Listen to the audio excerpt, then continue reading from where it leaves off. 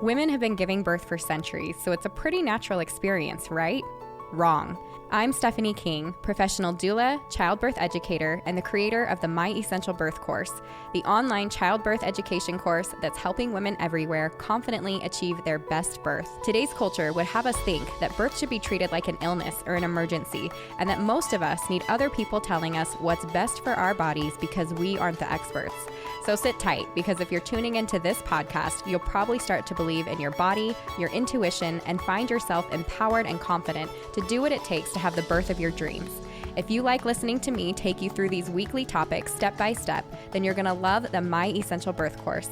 Make sure that you're subscribed to the podcast and definitely head over to myessentialbirth.com for the free downloads mentioned right here in these episodes and to join the birth course and community full of pregnant moms just like you. I have to add a disclaimer that I am not a medical professional and I cannot provide medical advice. All of the information expressed in this podcast are based off of personal, professional, and educational experiences and are my own opinions. Please work with a provider you trust for medical advice during your pregnancy and birth.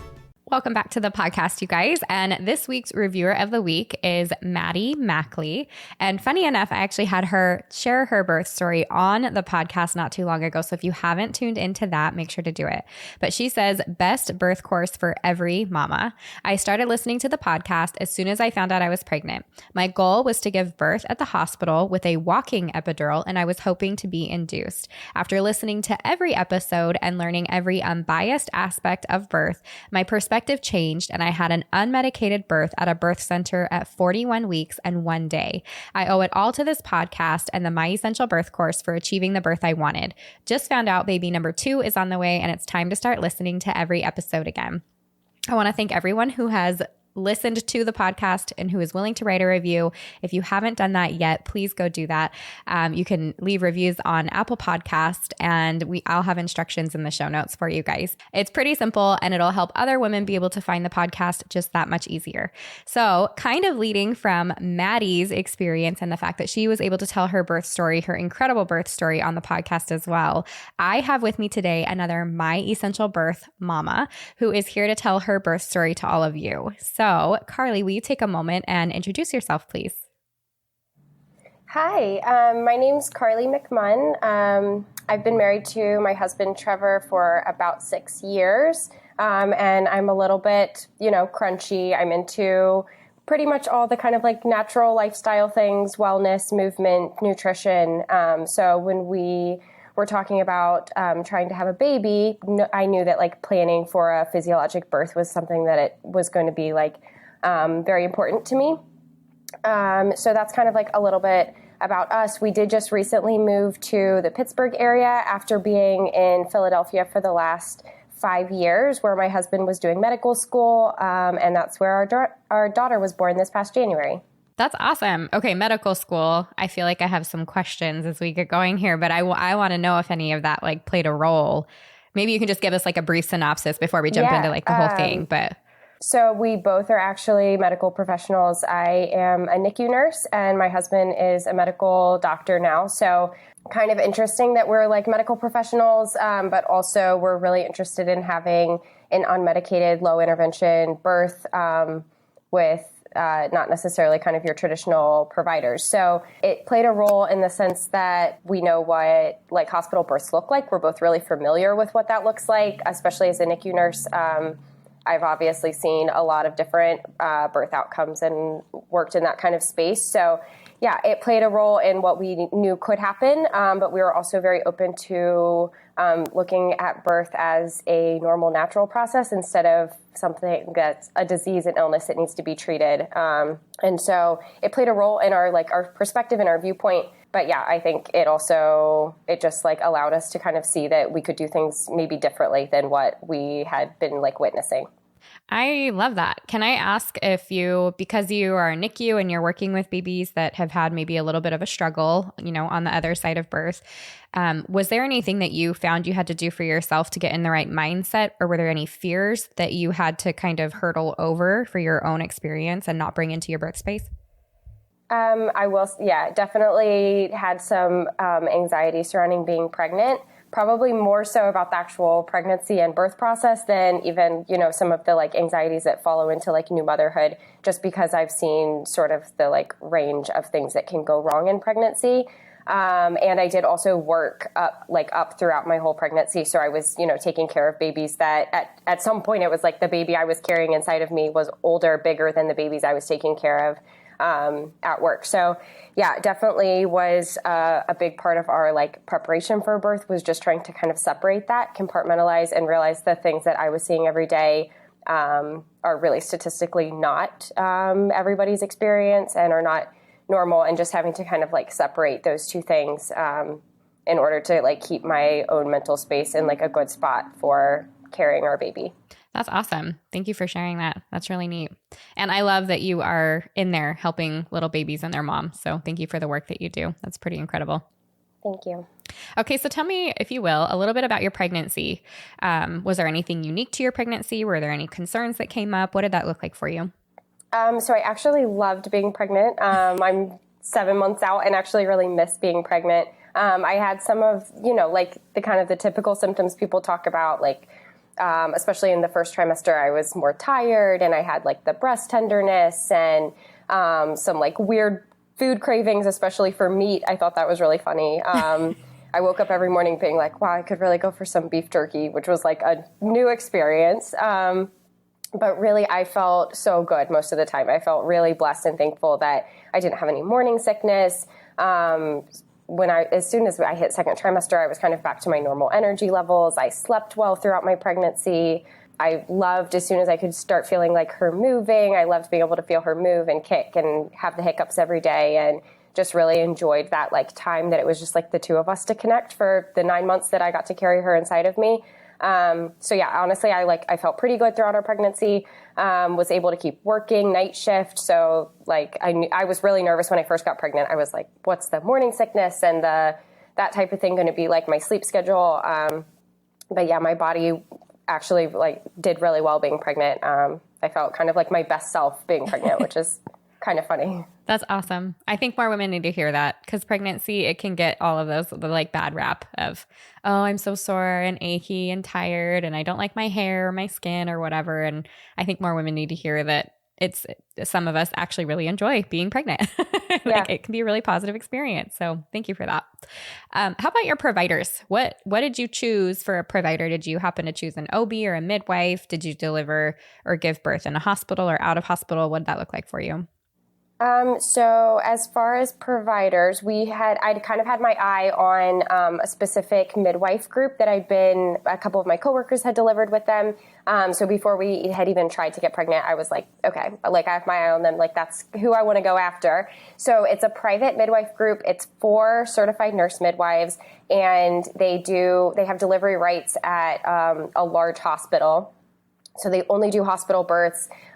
They have like a good partnership with the OBs there, with the labor and delivery nurses there, but it's like their own specific thing where they go in and they're the primary providers. They just use the like same rooms and space as what the people delivering at that hospital would be like. It does have a level 3 NICU with like good doctors that I knew of. And I will say, I know some people feel like nervous in a hospital setting, and this is probably because of our like background, but my husband and I are actually probably more comfortable in a hospital setting than in a lot of other places. So we weren't nervous about the like, it doesn't feel like sterile and like not relaxing and that type of thing to us. It's more of like the comfort of having like operating rooms and a NICU close by. Like those things actually help us like kind of relax a little bit. So especially for our first birth, we wanted the option to have sort of a more holistic provider, the like nurse midwife experience, but also like be in a hospital location. And this was sort of the like perfect balance of those things. So we got the hospital, but also we were specifically working with the nurse midwives. And the way our practice was set up, there was, I said 4 nurse midwives, and they sort of like rotated you through for your prenatal appointments so that hopefully when you went to deliver, it would be one of the midwives that you had like previously seen at an appointment. And it actually worked out really well for us. And we got one of honestly, she was probably our favorite. We'd had her for most of our appointments, and she was on call when we delivered. So she also got to deliver our baby. So that worked out really well for us. That's really cool. I know I have like a strong feeling that like who is supposed to be there is going to be there. And I love that you kind of like willed that into it. Like, this is who I feel like should be in my birth space. And then you got to experience that. So it's really cool. Yeah. Okay. That makes me curious. So you already had this midwife team picked out.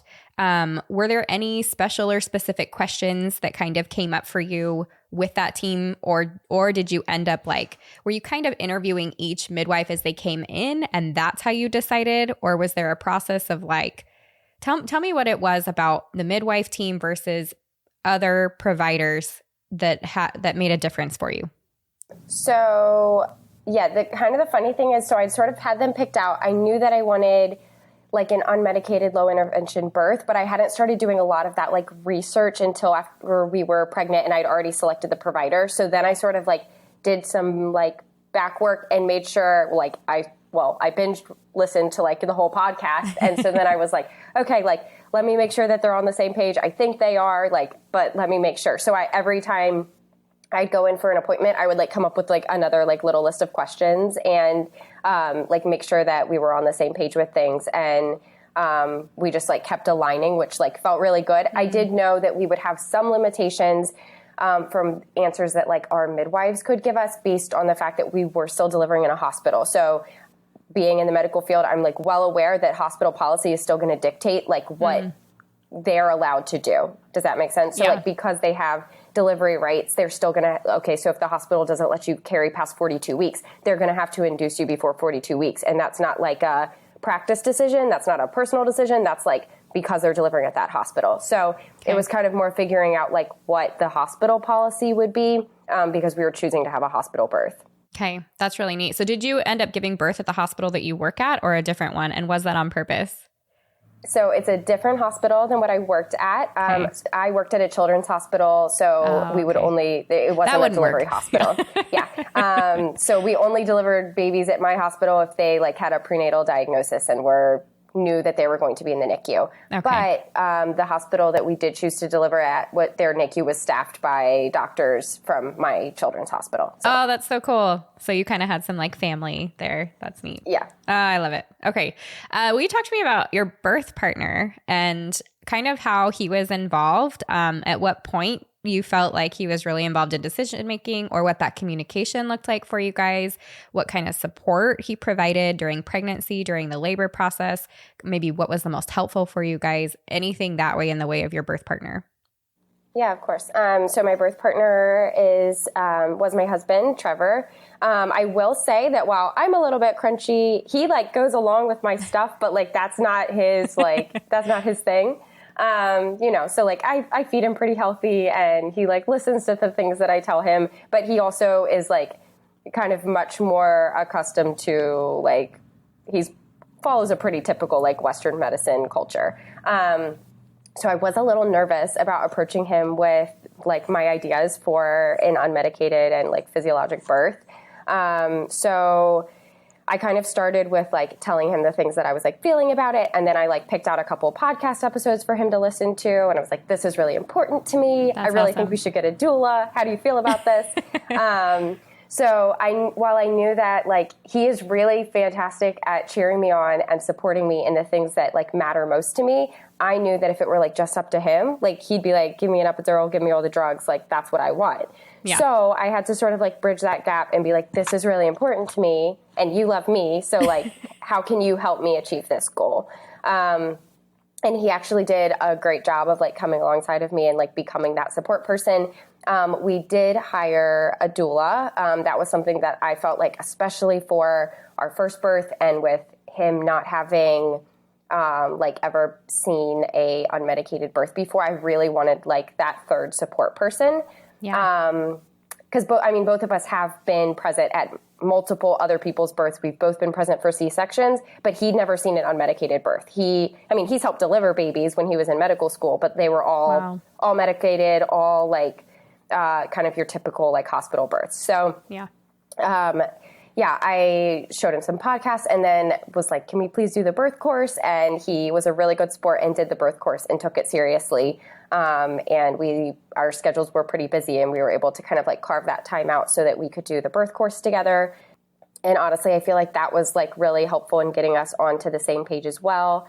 And then, like I said, he was there for like kind of the interview process for the doulas. And then we selected a doula. She actually came to our house and did 2 like home education appointments with us. And I feel like that was really helpful. She showed him some like hands-on techniques for like coping with contractions and that type of thing. And all of that was really helpful. But then we're kind of on the same page. We've come up with this, like our birth map, our birth plan ideas. We've all talked about it. I'm still feeling a little nervous that in the moment, like when he sees me in that much pain, when he sees me in labor, like, is he going to be the one that's like, should we like re-talk about an epidural? Yeah. So that was still like in the back of my mind. I was still like nervous that he wasn't going to like handle seeing me, like hurting. Yeah. So, and then our kind of like snafu was at 37 weeks pregnant. I got a call from our doula. We were like in the middle of driving. We'd just gone home to see family for Christmas. We both got COVID. So I'm 37 weeks pregnant. We both have COVID now. And we're driving the 10 hours back to our home. So that's a 10-hour road trip. I'm very pregnant. We're both sick. And I get a call from our doula, and she's like, your hospital just changed their visitor policy, and I'm not going to be able to be at your birth. No. And like that rocked my world. I remember feeling like, up until this point, we've had this like pretty like low risk pregnancy. Everything's going great. We have our birth plan. We have our doula. And I'm like, what? Like what now? Like, I don't want to switch providers. I can't switch birthplaces if I don't switch providers. Yeah. I'm 37 weeks pregnant. I could literally go into labor in the next like 2 weeks.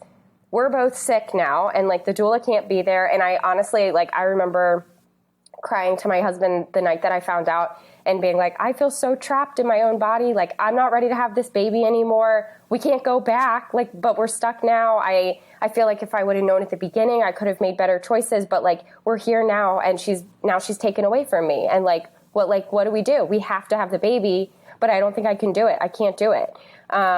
And he like sat down with me with like a notepad and was like, okay, tell me all the things you're worried about. And we just started like writing them down. And he was like, I'm going to be there for you. I'm going to do it for you.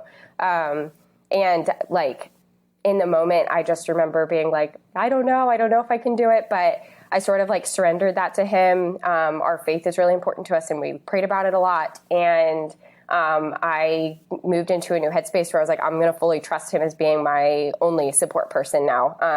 I knew that like if I didn't let go and do that, there was no way I was going to be able to be like in a healthy mental space to be able to deliver our baby. So that was kind of our hiccup, but we'd done the prep work ahead of time. He knew the things that I wanted. We did still have the doula available to come to our house. So this sort of like shifted our plan to be like, okay, labor at home as long as possible. And then we're going to go to the hospital and she can still like text, call, FaceTime, whatever, if he needs like extra ideas, but like he is going to be my doula. So that was kind of how I ended up with a doctor, husband doula. I love that.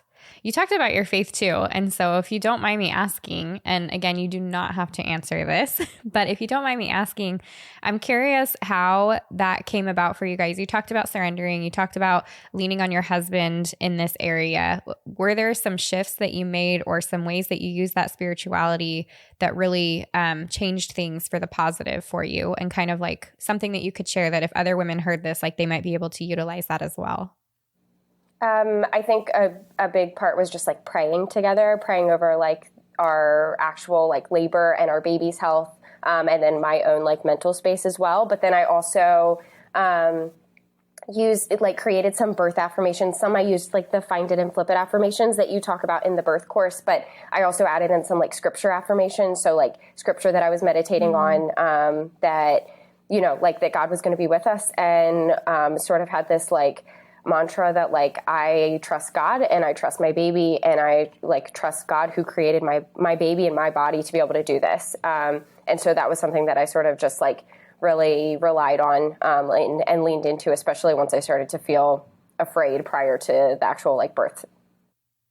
Yeah, that's great. I I love that you shared that. I think that whether you are spiritual or a churchgoer or, religious, whatever you want to call it, there is something special about being pregnant with a little life inside of you that you are getting to know, that you haven't met yet, and that you've created it with this other person. And like there's a whole background of things going on as this new family is like created. And I love involving either that spirituality or that religion, that faith, that prayer, because I think it holds strong as we go into motherhood. I think we can lean on some of those experiences as well. So thank you for sharing that, because I know it's going to help other women as well.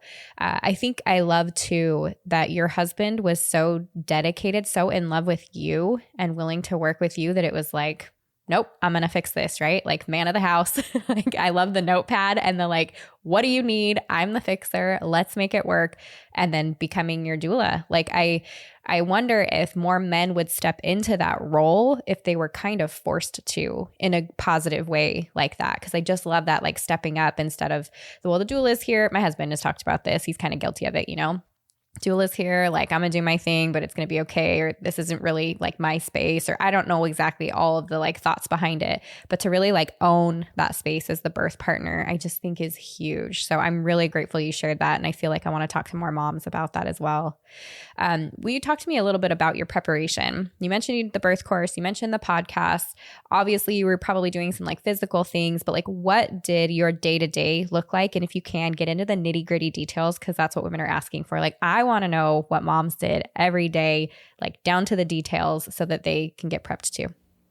Yeah, of course. So yeah, like I said, I'm kind of a planner. I'm a little bit of like a chronic overstudier. So I sort of did a little bit of like all the things that I could find, got lots of ideas from the podcast. So that was like a huge like starting spot for me. And then obviously the birth course. So yeah, as far as like nutrition and that like aspect went, I really took the like 75 grams of protein a day seriously. I recorded my diet for like a week or so. So I like really knew what like 75 grams of protein like looked like, felt like, and especially with my like days like flip-flopping because I work night shift, I was really just like intentional with getting that protein. I was really good about my water intake. I was drinking like probably about like 90 ounces a day of water.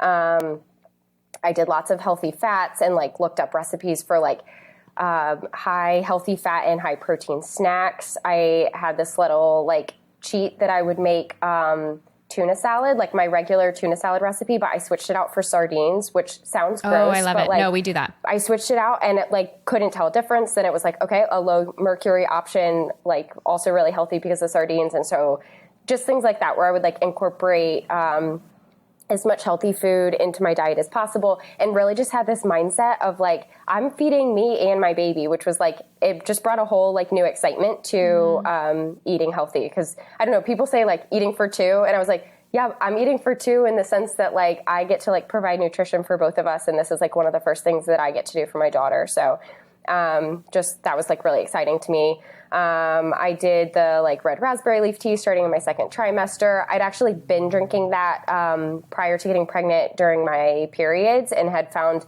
that to be really helpful with cramping. So I was already used to drinking it and drank lots of that in my second and third trimester. I did the dates at the end of pregnancy. I made this like oatmeal every morning that I would put like all 6 dates in. I would chop it up and like sweeten my oatmeal with it. So good. As far as like books and other resources, I did a lot of like reading. I really liked Mama Natural's Guide to Pregnancy. I know a lot of people really like that book. And Expecting Better, I thought was a really good like science forward pregnancy book. I read Ina May's Guide to Childbirth because that had lots and lots of stories of unmedicated birth. So that was really inspiring. And then a book called The Montessori Baby was really good as well. We knew that we wanted to do kind of like a Montessori style parenting approach. And so that was like, there's stuff about pregnancy though, even in that book. So that was really encouraging. And then I just started listening to so many positive birth stories, watching positive birth videos. Like I said, especially because of my job, I'd seen plenty of the negative. I was all about like I want to hear everyone's birth story, but like if it's a negative one, we're going to just maybe wait until after I've had my baby. Like we're all in like a positive birth story space. So I really like sought those out, talked to other moms who'd had unmedicated deliveries and just like really focused on that. As far as movement on my days off, so I worked 3 12-hour shifts a week. On my days off, I really tried to exercise on those days. And I actually did one of the Pronatal Fitness. I think I heard about them on your podcast, if you interviewed Pronatal Fitness. But I did one of her like workout plans throughout my second trimester, did lots of walks. I did Spinning Babies yoga, especially towards the end. They have a yoga video that I really liked. I will say in my close to the end, I was like 34, 35 weeks, I started having some pelvic girdle pain.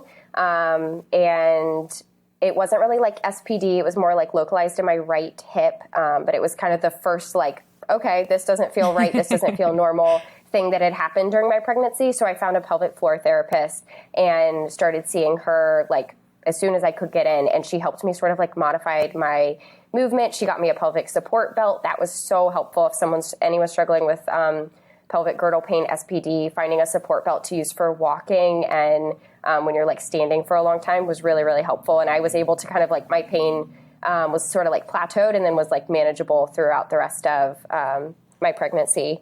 I used the birth ball all the time, especially in my third trimester. I like camped out on that thing. I did do the three exercises you guys talk about. As soon as I heard about them, I did them just about every day. There was probably a couple days where I worked where I missed them. But I tried to do them just about every day. There was more than one time where it was like, oh, got to do my exercises quick before I like go to bed at night. But I think those were really helpful and really enjoyed doing like the like low deep squats. I would just basically, it's like if I'm going to be like watching TV or something, I was like sitting on my birth ball or like sitting in a deep squat because like, why not? Yeah, that's great. And then as far as like relaxation and meditation practice goes, I learned a lot about that during the birth course and in like my second trimester. And then like got really serious about it in my third trimester. I was doing like meditation practice at least probably all the days I wasn't working. And then sometimes like going to sleep on my days where I did work. And I listened to some of your guided meditation tracks, but then there's also an app called Christian Hypnobirthing. I don't know if you've heard about it, but they have like, it's like a very affordable, I think that's a subscription plan, but I paid for like, I don't know, the last few months of my pregnancy and it was very affordable. And there's a couple like a list of tracks to listen to both for pregnancy and actual labor and delivery. She has an Australian accent, so they're very enjoyable to listen to. I love that. And Yes. I loved listening to those. And then Built to Birth also has meditation tracks on her YouTube channel, and I listened to a bunch of those. I picked out a pregnancy essential oil blend, so I had like lavender and orange that I was using that I diffused when I was doing relaxation meditation. A lot of the meditation I did on my own, although Trevor did sometimes like listen to them with me or like give me a massage while I was listening. So he was involved a little bit there. And then right when I actually made it to my due date, I did do the miles circuit, both on my due date and then the day I went into labor, I had done it a second time. And I did like a extra concentrated red raspberry leaf tea and I pumped a couple times after my due date. But those are like really the only other things that I did before I went into labor on my own. So that's awesome. That's awesome. Okay, so let's get to it. Tell me from that very first contraction, let's go to your birth.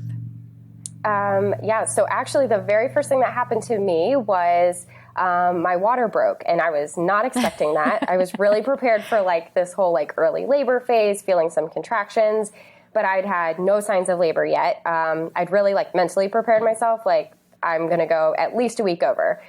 So I was like still feeling really good, still moving, doing all the things I would normally do, and ended up on Sunday night. So Sunday night, I went into labor like 3 days after my due date. So I was like not expecting it yet. I hadn't had any Braxton Hicks really. Hadn't lost my mucus plug, no bloody show, like literally none of the like possible you're going into labor signs.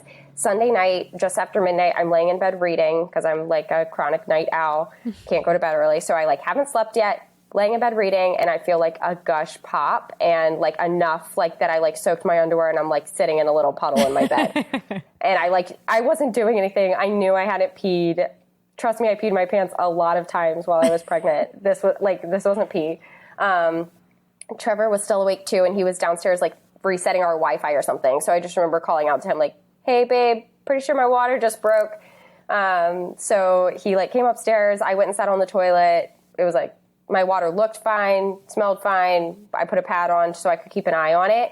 But yeah, my water broke and it was the first thing. And I was going, oh no, like the only thing that I don't want is to be induced. I don't want to be induced. And like now my water's broken.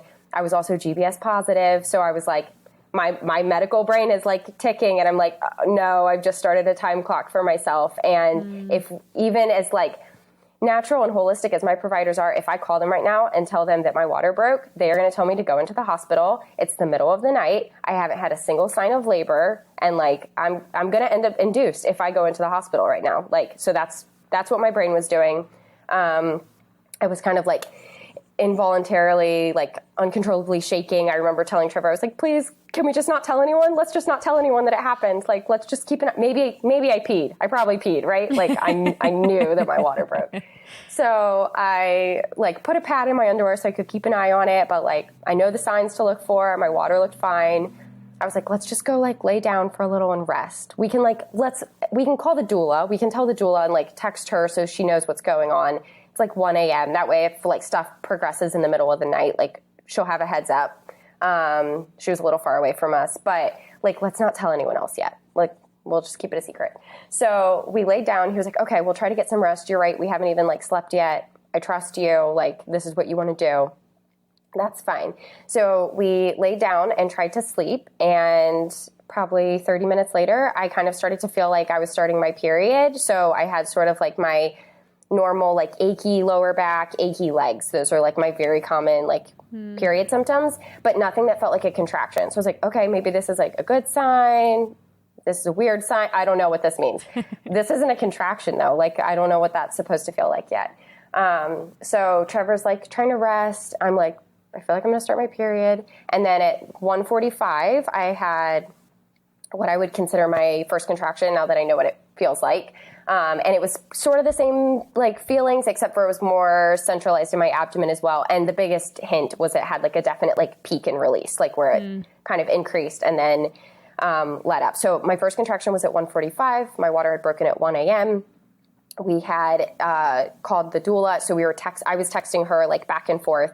Trevor was sleeping, and then I just kind of started to like labor on my own. Sort of the funny thing is that after I had my first contraction, I went from being in no signs of labor to pretty much right from the beginning, my contractions were like at least 6 minutes apart, lasting for a minute and like pretty intense. So I was going, okay, like I should probably finish packing my hospital bag, which was like not fully packed. So Trevor's sleeping. I'm trying to like pack some things in between these contractions, but all of a sudden it's like, I can't even like get up and move in between. I'm going, okay, so I don't know if this is like a low pain tolerance issue or like a false labor, this isn't the real thing issue. I'm like, at this point, I don't know why I'm a nurse. I should know that like I'm 3 days past my due date. My contractions are coming every 5 minutes and lasting a minute and are like very consistent. And I'm going, it's probably not labor. Like it definitely wouldn't be that yet. I'm like picturing the people who are in early labor, they can like go to Target and like take a shower and finish packing. So that like I wanted that time to like get ready. So I don't know, I'm like in denial. I've decided this is probably like some type of weird false labor, or I have like a very low pain tolerance and I need to just like get over myself. But at this point I'm sort of just switching between like hands and knees, sitting on the toilet, sitting on my birth ball, laying on my side. And I did also put my TENS unit on. I had a TENS unit rental from my doula. So, I'm using the TENS unit. So that's kind of what's going on. My contractions are coming about every 4 minutes now. Trevor's still sleeping. I'm still doing this like little routine on my own. Sort of just like kind of going deep inside and focusing, breathing. At this point, I'm just like breathing, and had to be like pretty still and quiet during my contractions. I went back and looked at a text I'd sent our doula because I wanted to see like how I described a contraction in the moment. And what I'd said to her was, it starts low back and wraps around to my front. The worst pain is low across my abdomen. I can't move during them, and I definitely need to breathe and focus, and it takes a little bit to recover after. The back pressure always stays. So that's like how I described a contraction in the moment to our doula. I ended up waking up Trevor like just before 5 a.m. He'd been like awake and like he'd been checking on me. He wasn't like passed out having the best sleep of his life, but I like got him up a little before 5 and was like, okay, I think I need more help. And he moved me downstairs to the living room with my birth ball. He started my lavender diffusing. He turned on my birth playlist, got me some dry toast and water. And I sort of just like continued this like breathing state downstairs. But I did sort of like move into a deeper place of concentration and focus at this point, and was like no longer responding to, I was not texting our doula anymore. I was no longer timing my own contractions. I think he was timing them. But honestly, it was like the time was flying by. Whenever I hear people talk about being in labor for, you know, like a day, 2 days, I just picture that having to feel like the longest time. The hours were going by like seconds. Like I truly I don't know if it's because I'd like kind of checked out. I don't know if it's because I was so focused on my breathing, but it's like I'd look at the clock and it was like, okay, it's 7 a.m. Like where, I don't know, it felt like seconds, but time was flying by. And I think I honestly was still just like straight up in denial that I was in active labor at this point. So Trevor had sort of taken over timing my contractions. I guess he'd been talking to our doula and had decided that she should come over. So I think she was headed towards us. And I, like, this wave of exhaustion hit me like nothing I have ever experienced. And, like, I've stayed up for a long time before. Like, I've worked all night and then been awake all day and gone to bed at night. And this was exhaustion like I've never experienced just from, like, it's not just because I'd, like, been up all night. This was, like, a different type of exhaustion. And I laid down on our couch and started falling asleep in between each contraction. So like I would sleep for 2 minutes, wake up, have another contraction, go to sleep again. Also, this had never clicked in my head before, but when your contractions are lasting a minute and they're only 3 minutes apart, like you only get like 2 minutes in between. Yeah. I don't know why that had never like, I don't know. I hadn't thought that the like contraction time like goes into that until I was like experiencing it. So yeah, I sort of like fell into this like in and out sleep. I think I did that for about an hour, where I was just like laying on my side and falling asleep. And then I would wake up, have a contraction, and then go right back to sleep. So I don't know if that was my body's way of like giving me a little break. Mm-hmm. I have no idea, but like it wasn't intentional. I didn't mean for it to happen. My body just kind of like took over. Our doula showed up to our house between like 9 and 9:30 and kind of took over from where Trevor had been doing like some counter pressure, using the rebozo on my hips, that type of thing. And she sort of like took over and was a really like comforting presence for us both. She started like helping me through contractions. She got down on my level. And I think this was like the first time the dots like truly connected that I was in labor, because mentally, like I still think I was like waiting for this to stop and then like early labor start. I don't know. I just was like so ready to have that like early labor phase, and I felt like I skipped it. But she like got down in my face and she was like, "You're doing a great job. You are going to meet your baby by lunch today." And I was like, "What? No, like I just started. Like I need to go to sleep first and pack my bag and like take a shower and then we can have the baby." But yeah, so she like was really helpful and encouraging. Even though she was only at our house for a little bit, it was still like very worth it to have her there in those moments. And I think that's when I like finally like it clicked that I was like, I'm having a baby. So she's watching me having contractions, and the next contraction she said, "Oh, did you just start pushing?" And I was like, "No, what? No, definitely not. Like, one, I just found out I'm having a baby like 5 minutes ago.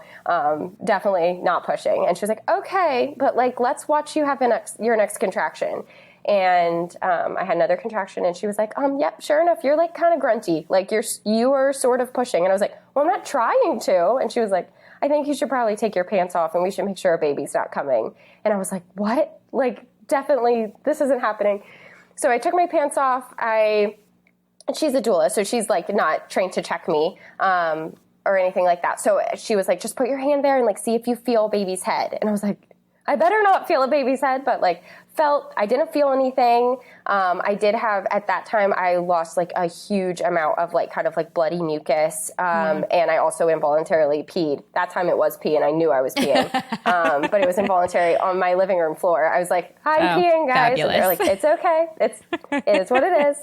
And so she said to my husband, she was like, okay, go get some warm blankets. And Trevor was like, I'm going to go start the car. Like, didn't get the warm blankets, like started the car. We are about 27 minutes away from our birth hospital. And it's also like a snowy Monday morning.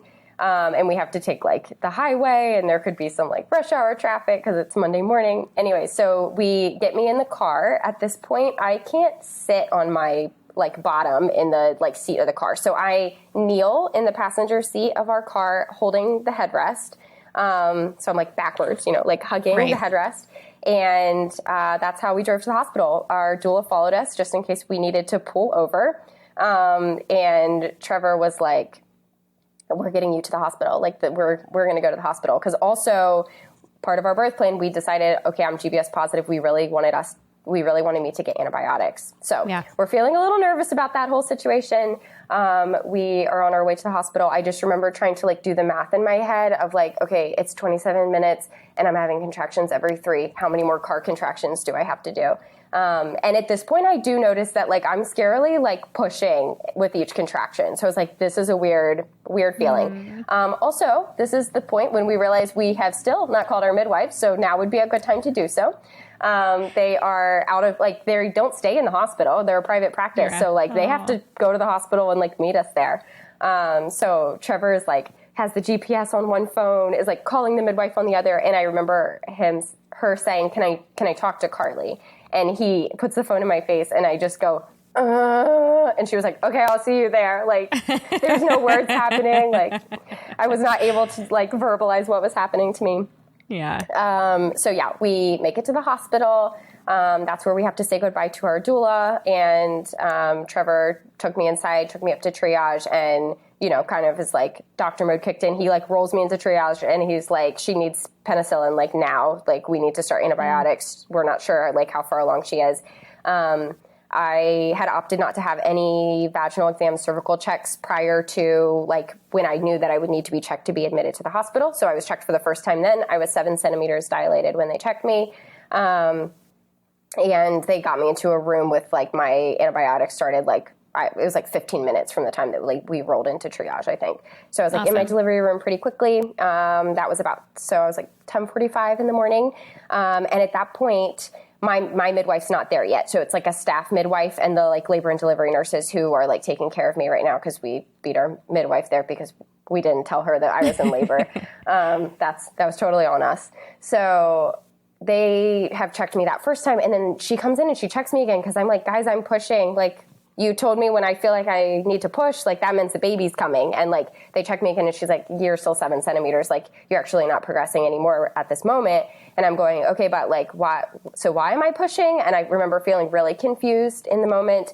My midwife got there, and with her just this like calming presence that was such a godsend. It's like one of the reasons why we feel so happy that she was our midwife that was on call, because she, like everyone else up to this point, like the hospital staff, they were fine, they were competent, they were doing their jobs, but they were sort of like loud and chaotic and just like saying what was happening. And my midwife, Mickey, got there and like put her head right next to mine and was like whispering in my ear and was like, okay, between next contractions, like this is what we're going to do. You're going to roll onto your back. We're going to do this. And it was just this like calm presence that I needed so much. Because at this point, I'm sort of like, I think I had been progressing and like in my head and my breathing space, like really well, right up until the point that we did this like really chaotic 30-minute car ride. Now I feel like I'm pushing, but I'm not dilated yet. Why is that happening? And I was just like totally like rocked in my like environment. So I sort of like just halted at this like 7 centimeters. She told me that I was probably experiencing the fetal ejection reflex because of the baby's positioning. This happens sometimes. I think she had potentially like maybe turned a little posterior or something. And that's why I was like feeling this like urge to push. But she was like, you can't, like, I need you to not push yet because you're not fully dilated. And so like, this is where we're at. We need you to keep trying to like move positions and progress. So she was like, I'm not going to keep checking you, even though you feel like you need to push. We're going to wait until something's different. I am going to come in at 1 p.m. and check you again then. And if nothing's changed, we might have to talk about other options because you're like having such a strong urge to push. So then it was kind of just like Trevor and I were left alone for a couple hours. And honestly, was exactly what I needed. Trevor did a really, really good job of keeping me moving. So we just like kind of cycled through like sitting backwards on the toilet, going to hands and knees, doing like lunges, leaning over the side of the bed, kind of like just keeping me moving, whatever he could do to keep me moving. And he also, we'd made this, by we, I mean, I had made a little like note on my phone that was shared with him that I kind of put like a cheat sheet of like a bunch of the education sheets from the birth course. And then also like, okay, for each stage of labor, here's positions and here's things to try. And so he I love that. Looked at the note, was like, okay, she's 7 centimeters. It kind of seems like a 7 centimeter stall. These are the positions we're going to try. So he like got me in like left side lying. We did like the left side lying release. He also got me doing like a deep like lunge at the side of the bed on a stool. And with at this point, my contractions were pretty much continuous, but the urge to push would kind of like, that would be what would like peak and then like decrease a little bit. And every time that would peak, I would like be actively bleeding. You could see like bright red blood coming out. Like trying not to push when my body was bearing down was by far the most intense feeling of this whole process. And so that was happening pretty regularly, consistently. And right before, it was probably like 12:45, right before 1 o'clock, Trevor's going, okay, we're doing the same things. We haven't really seen anything different happen. And I know that our midwife's going to come back here at 1 o'clock, check her. And if she hasn't progressed, like, what are they going to suggest? Because like Carly's not progressing. They're concerned about her cervix and the pressure that's being put on it while it's not fully dilated. So he was like, Carly, we're going to get into the shower. And I was like, what? No, like that will mean like I have to take the TENS unit off and I have to like finish getting all the way naked. And it felt like the bathroom was a mile away from the bed where I was like, can't do it. And he was like, we're getting in the shower. So he got me up, he got me in the shower. I sat in like a low, like the deepest, lowest squat on the bathroom floor. It was sort of like an open bathroom that had like a shower sprayer nozzle, and he held that like on my lower back, and we just like stayed like that for about 15 minutes, maybe a little longer. I guess it was longer because we waited a little past 1 and they hadn't come back in yet. So he was like, okay, we're going to go back to the bed now. We went back to the bed. I was on hands and knees in the bed, and there was, at the peak of a contraction, I absolutely felt my baby turn inside my pelvis. I felt like a deep turn. Yeah, I don't know. It was like I could feel her head moving, and it was at the very end of a contraction. And I said, Trevor, something's changed. It's different. It's different. Get her in her now. Like, it's different. And she walked in the room right then. It was 1:15. And she was like, okay, I'm back to check you again. We hadn't heard any like loud noises, so we thought you guys were doing okay. And I was like, it's because I was in the shower. You just couldn't hear us. I was still making all the like mooing noises. So anyways, she's like, we're going to check you. So she puts a glove on, I get on my back, and she goes to check me, and she was like, oh, no, +4, baby's crowning, like you're ready to push right now.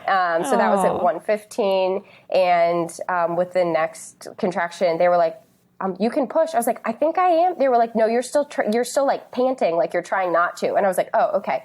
So I like I just like let go and like let my body do its thing. And I will say I had been nervous about like what pushing the baby out would feel like. Best feeling in the world after trying to not push for like 3 hours. It was like I just like let my body do what it wanted. I kind of like instinctually curled into a ball over my belly, so like sort of laying on my back but like sitting up a little more, held my legs, and I could actually see my baby coming out while I was pushing. I was like tucked into like a tiny ball, and I watched her come out after like this whole process that had like seemed like a second, but had been taking a little bit of time. I assumed the pushing was the same. And I was like, how long were we pushing? And she was like, your baby was born at 1:20. It was less than 5 minutes. And she was there. She was out. Healthy baby girl. She weighed 7 pounds, 14 ounces. That part was like all a blur. So amazing to meet her. She got to like lay on my chest right away. Trevor cut the cord after we had like waited a little while until it stopped pulsating. She got to breastfeed in those like first few minutes. I did have some like tearing, so that part was like less enjoyable and was kind of like took a little while in the next like hour or so probably. I did have cervical tearing on both sides of my cervix because of my body pushing prior to being completely dilated. And because of that, they actually did bring in they talked momentarily about me potentially needing to go to the OR for repair. But because I wasn't bleeding much and I got pain medication right after she was born so that I could like try to hold still enough for them to do the repair at the bedside. And they were able to bring the OB that was on call in to assist the midwife. And it took a little while, but they got my cervix repaired on both sides. And then I did have like a stage 2 tear. So like nothing crazy, but just like enough like small tears that it just like took a little bit of time. And the cervical tears just take time because they're deep, you know, like they're kind of up inside of you. So they have to use like instruments to like visualize what they're doing. So yeah, I just like, it was such an incredible feeling when she came out, when they put her on my chest. And yeah, I'll never forget it. That was like hands down one of the best moments of my life. Carly, that was a really powerful birth story. And I appreciate the way you told it because I felt like I could visualize like I was sitting next to you just watching that whole thing unfold.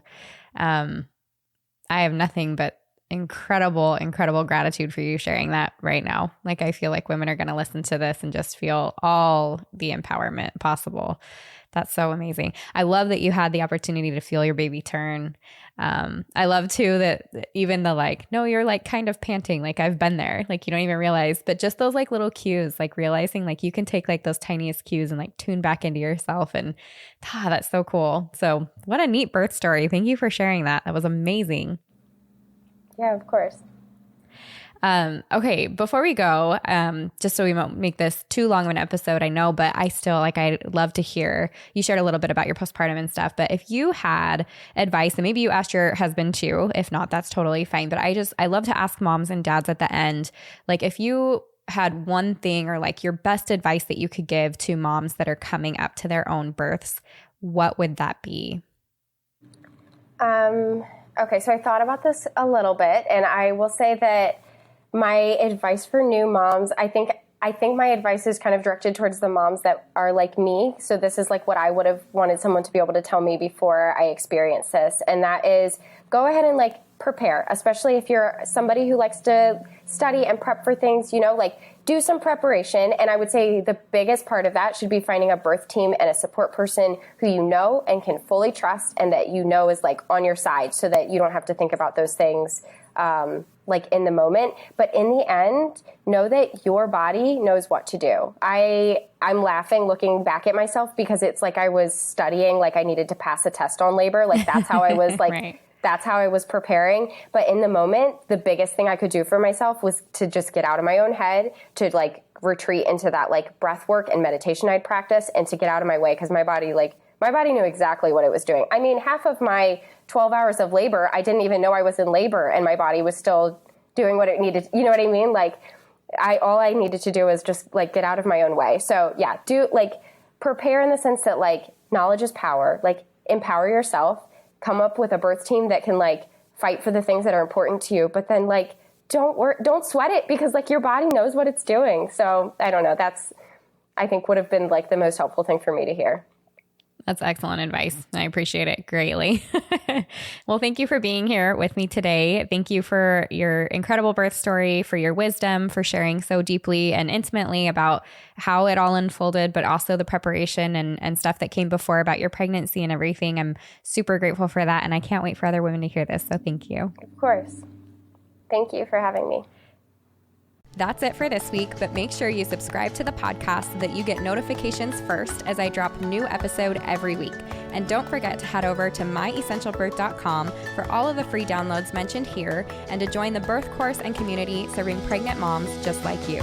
If you enjoyed this and other episodes, I would love it if you would take a few minutes to leave a review on Apple Podcasts. I read every single one and include one at the beginning of each episode. See you next week.